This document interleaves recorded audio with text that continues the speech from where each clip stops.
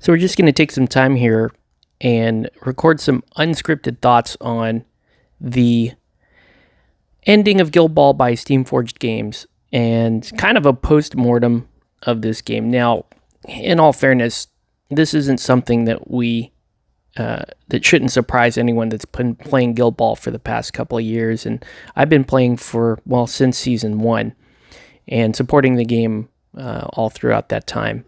As a pundit, a job which I really enjoyed, and then most recently as a champion, a job which I still don't understand.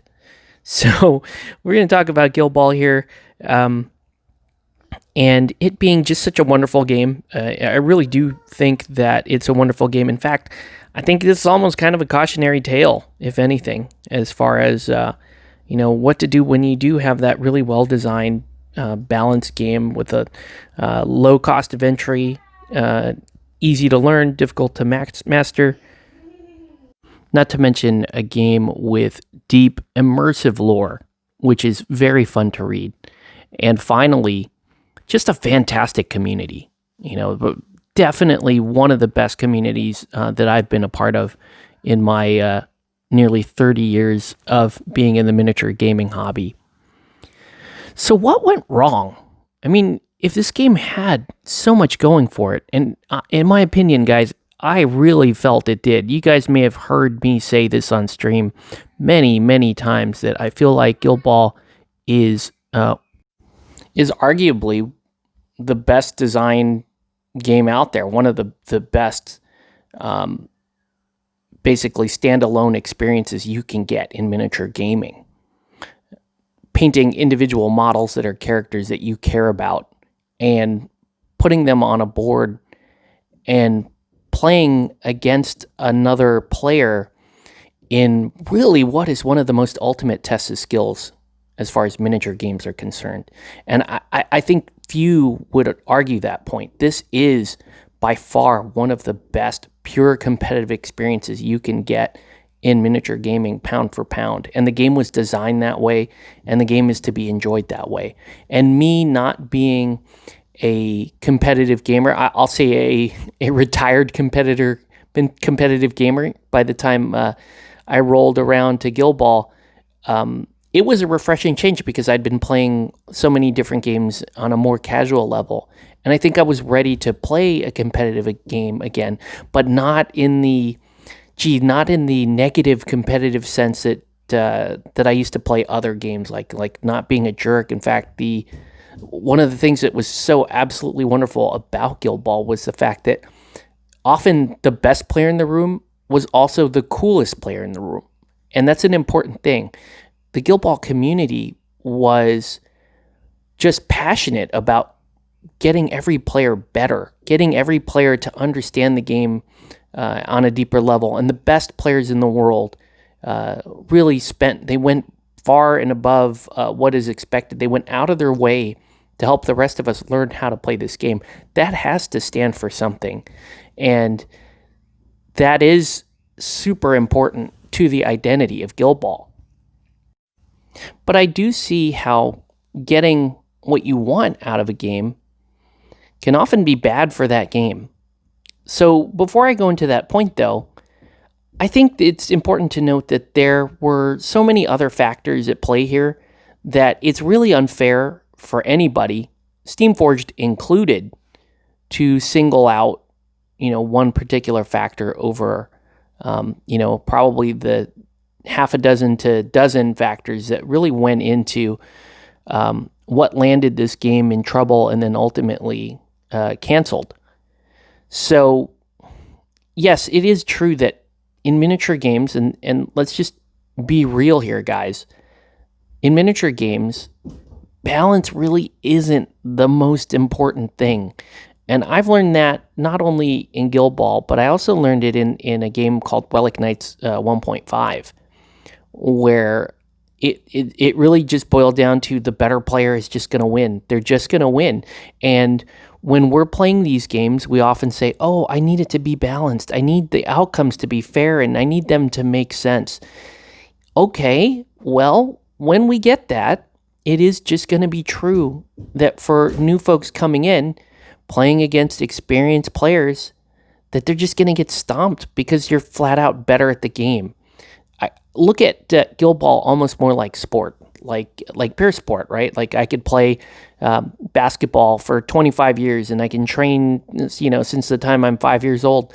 But if I never make it past 5'7" in height, am I really, what are my odds of making it to the NBA? What are my odds of, being able to dunk on LeBron James or something like that? It's just a fact that skill is going to shake out, that it will be a factor. And when you balance a game and you reduce the random chance of a miraculous upset, that this is the result that you're going to get, 99 out of 100 times, if depending on player skill. That's just what you're going to get. And that's what we were asking for. So we were asking for that. And we were also asking for cheaper miniatures, low cost of entry, and all these things. And guys, before we rush to our own defense, I do understand that I'm not trying to blame us specifically for this, but I would like to point out that it's a simple matter of fact that, if we wanted more people in the game, if we wanted the game to grow more, that those things are easier and faster, that addressing those things are easier and faster than perhaps the more virtuous route, which would be to, let the game shake out according to skill, let it balance itself according to skill, and, get people passionate about gaining skill. Okay, so back to the sports analogy. Yeah, if you can throw a 100-mile-an-hour curveball, that's fantastic. That places you in a very elite group of people in the world that can throw 100-mile-an-hour curveballs. But, it's still, baseball is still a game that is enjoyed on many levels. And maybe one of the things that could have happened with Guild Ball was some sort of tiering to allow people to gradually step into the higher reaches of the competitive game. I don't know. Like I said, these are unfiltered thoughts. But let's also not ignore the fact that, hey, we didn't have viable product for a while. Okay, the metal went away pretty much during the height of popularity. And at the time, I was kind of bragging about it, if I'm being honest with you, because, the metal started to go away, and around that time, Kickoff launched, and I was, and some of the plastic kits started to launch, and I openly bragged. I said, hey, Guild Ball is one of the only games I know that after it became popular, started to become cheaper. And that was true of the plastic kits. And, we know that we know at least some of the struggles that Steamforged faced when they moved to plastic, found that plastic was going to be much more difficult than they expected.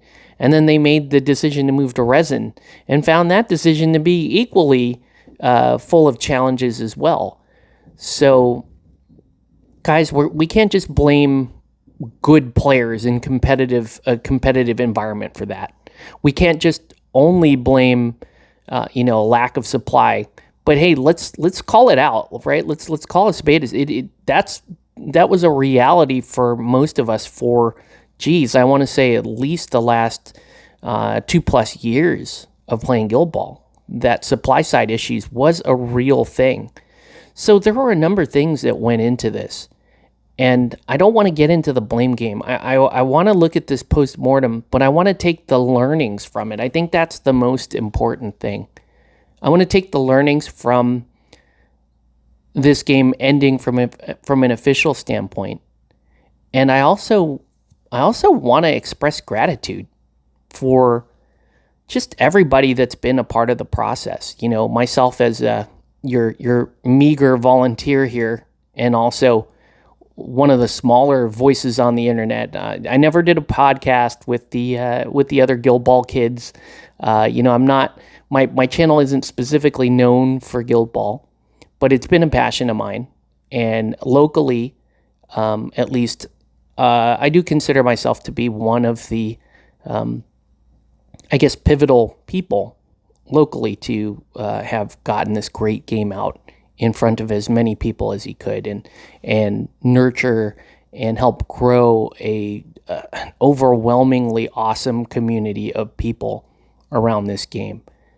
That's a huge takeaway, right? Building community is a huge takeaway. And in my nearly 30 years of wargaming, I will say that it really ultimately doesn't matter what you're playing, as long as the people that you're playing it with, the company that you keep for yourself, is awesome. And I can definitely say that Guild Ball helped keep that community awesome.